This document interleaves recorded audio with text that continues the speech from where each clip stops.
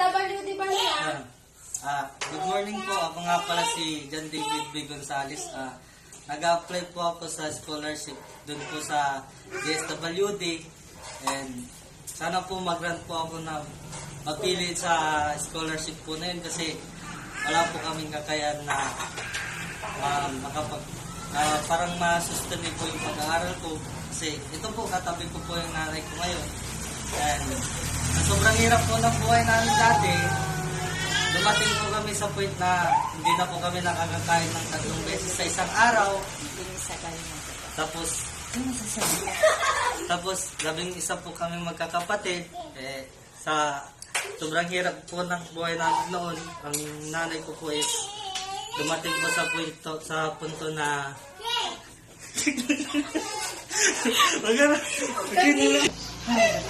dumating po kami sa punto na yung nanay ko po is sa sobrang hirap po nga ng buhay noon, ako po kumukuha po ako ng kahit na panggato namin.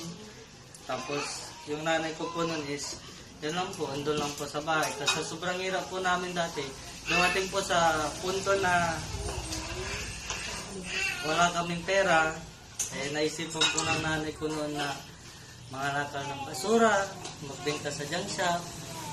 Tapos yung tatay ko po naman is may ano po siya dati po siyang drug pusher.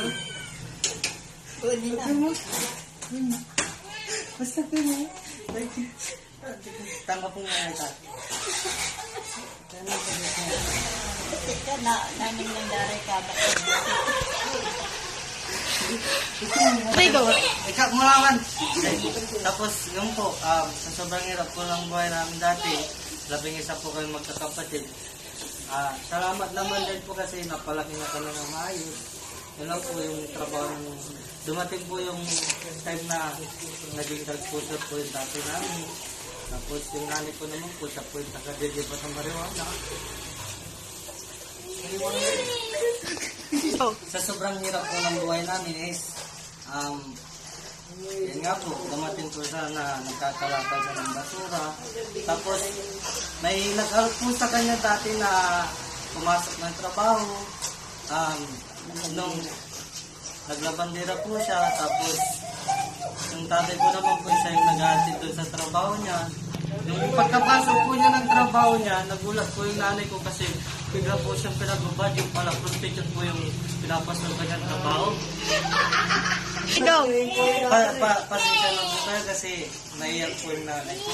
Nakasanayan nga po nung mga panahon na yun. Ngayon po parang may kapansanan na po siya, hindi na po siya nakakapagsalita. May gusto po parang sabihin ng nanay ko sa inyo.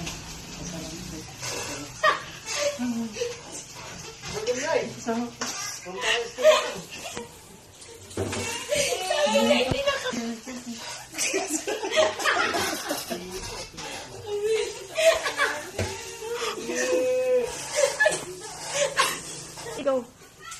Yun nga po, sana po matulungan niyo kami. Thank you na. Nino mo yan? Ano ba? Ano pala?